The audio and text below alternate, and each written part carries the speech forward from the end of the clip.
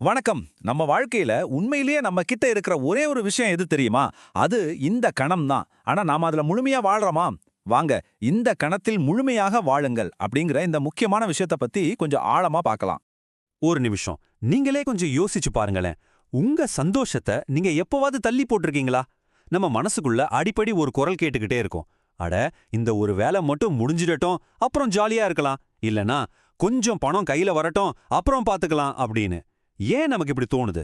வாங்க, அத பத்தி தான் இப்ப பார்க்க போறோம். இதுக்கு பேரு தாங்க என்றாவது ஒரு நாள் என்ற பொறி. அதாவது எதிர்காலத்துல ஒரு நாள் எல்லாம் சரியாயிடும். அப்போ நாம வாழ ஆரம்பிக்கலாம்னு நினைக்கிற ஒரு மனநிலை. ஆனா அது உண்மையிலேயே ஒரு பொறிதான்.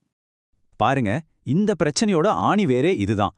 நம்மில் பலரும் என்ன நினைக்கிறோம்? நம்மளோட முக்கியமான அவசரமான வேலைகளை எல்லாம் முதல்ல முடிச்சிடணும், அப்புறமா ஒரு நிம்மதியான அருமையான வாழ்க்கைய வாழலாம்னு. ஆனா நிஜம் என்ன தெரியுமா?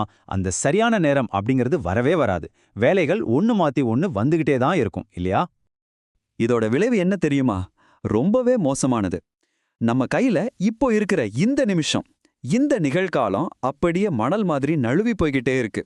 ஆனா நாம அதை கவனிக்காம எப்பவோ வரப்போற ஒரு எதிர்காலத்துக்காக காத்துக்கிட்டே இருக்கோம். இதுதான் நாம நமக்கு நாமே செஞ்சுக்கிற மிகப்பெரிய தப்பு. சரி, இந்த பிரச்சனையிலிருந்து வெளியே வர்றதுக்கு என்னதான் வழி? அதுதாங்க இந்த கருத்தோட மையம். இந்த கணத்தில் முழுமையாக வாழ்வது. கேட்க நல்லா இருக்குல்ல? அது என்னன்னு இன்னும் கொஞ்சம் ஆழமா பார்க்கலாம். ரொம்ப சிம்பிளா சொல்லணும்னா, முழுமையா வாழ்றதுங்கிறது உங்க கவனம் முழுக்க இப்போ இந்த நிமிஷத்துல இருக்கிறது தான். நேற்றைய கவலைகளையும் நாளைய பயங்களையும் விட்டுட்டு உங்க ஐம்புலன்களையும் உங்க மொத்த விழிப்புணர்வையும் இப்போ நீங்க செய்யற விஷயத்துல செலுத்துறது. நீங்க டீ குடிச்சாலும் சரி, ஒரு பாட்டு கேட்டாலும் சரி, அதுல 100% இருக்கிறது. இந்த வரிகளோட ஆழத்தை கொஞ்சம் உணர்ந்து பாருங்களேன். நம்ம வாழ்க்கைய முழுசா வாழ்றதுக்கு இந்த கணத்தை விட ஒரு சிறந்த நேரம் இருக்க முடியுமா? யோசிச்சு பாருங்க. நேத்து முடிஞ்சு போச்சு. நாளைக்கு இன்னும் வரவே இல்ல. நம்ம கிட்ட உண்மையா இருக்கிறது இந்த ஒரு நொடி மட்டும்தான். அடுத்ததா ரொம்ப ரொம்ப முக்கியமான ஒரு விஷயத்துக்கு வரும். அதுதான் உங்களுடைய தேர்வு. ஆமா, இந்த கணத்துல முழுமையா வாழ்றதுங்கிறது தானா நடக்கிற விஷயம் இல்ல. அது நாம எடுக்க வேண்டிய ஒரு சக்தி வாய்ந்த முடிவு. வாழ்க்கைங்கிறது ஒரு சினிமா இல்ல, சும்மா ஒரு ஓரமா உட்கார்ந்து வேடிக்கை பார்க்கறதுக்கு. இது நாமளே களமிறங்கி ஆட வேண்டிய ஆட்டம். நம்மளோட முழுமையான பங்கேற்பு இருக்கும்போது தான் அந்த வாழ்க்கைக்கு ஒரு அர்த்தமே கிடைக்கும். நாம வெறும் பார்வையாளரா இருக்கக்கூடாது. சரி, இந்த முடிவை எப்படி எடுக்கிறது? ரொம்ப சுலபம். வெறும் 3 படிகள் தான். முதல் படி, உங்க வாழ்க்கைய மாத்துற சக்தி உங்களுக்குள்ளேயே இருக்குன்னு முழுசா நம்புங்க. யாருக்காகவும் காத்திருக்காதீங்க. 2வது படி, இனி நான் இந்த கணத்தில் மட்டுமே வாழப் போகிறேன் அப்படின்னு ஒரு உறுதியான முடிவை மனசுக்குள்ள எடுங்க. கடைசி படி, உங்க முழு ஆற்றலையும் கவனத்தையும் நீங்க செய்யற ஒவ்வொரு சின்ன விஷயத்திலையும் செலுத்துங்க.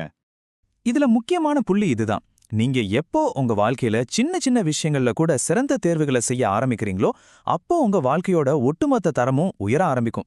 இது ஒரு பிரபஞ்ச விதி மாதிரி தான். நல்லதே செஞ்சா நல்லதே நடக்கும். இந்த முழுமையான வாழ்க்கை பயணத்துல உங்களுக்கு துணையா வர்றதுக்கு சில சக்தி வாய்ந்த ஞான மொழிகளை இப்ப பார்க்கலாம். இது நிச்சயமா உங்களுக்கு ஒரு பெரிய உந்து சக்தியா இருக்கும். எல்டன் ஜானோட இந்த வரிகளை எவ்வளவு ஆழமானது பாருங்க. அதாவது, தண்ணியில விழுகிறதுனால யாரும் முழுகி போறதில்ல, அங்கேயே இருந்துடுறதுனால தான் முழுகி போறாங்க. நமக்கு பிரச்சனை வரலாம், அது சகஜம். ஆனா அங்கேயே தங்கிடாம கைய கால அடிச்சு நீந்தி வெளியே வர்றது தான் வாழ்க்கை. செயல்பாடு தான் எல்லாமே. நெல்சன் மண்டேலா சொல்ற மாதிரி வாழ்க்கைங்கிறது ஒரு நீண்ட தொடர்ச்சியான பயணம். அதுக்கு முடிவே இல்ல. ஒவ்வொரு கட்டத்தை கடக்கும் போதும் அடுத்த கட்டம் நமக்காக காத்துக்கிட்டு இருக்கும். பொறுப்புகளோட தொடர்ந்து முன்னேறி போய்கிட்டே இருக்கிறது தான் முழுமையான வாழ்க்கை. ராபின் சர்மாவோட இந்த வார்த்தைகள் நமக்கு ஒரு நேரடியான அறைகூவல். உங்ககிட்ட இருக்கிற திறமைய நீங்க முழுசா பயன்படுத்தலன்னா, நீங்க வேற யாரையும் இல்ல, உங்களையே நீங்க ஏமாத்திக்கிறீங்கன்னு அர்த்தம். உங்க முழு ஆற்றலையும் வெளிப்படுத்துங்க, தயங்காதீங்க. இந்த விளக்கத்தோட இறுதியில நான் உங்ககிட்ட ஒரு சின்ன கேள்வியை விட்டுட்டு போறேன். இதையெல்லாம் கேட்டதுக்கு அப்புறம் உங்க வாழ்க்கையை இன்னும் முழுமையா வாழ்றதுக்கு நீங்க இன்னைக்கே ஆரம்பிக்க போற அந்த ஒரு சின்ன விஷயம் என்ன?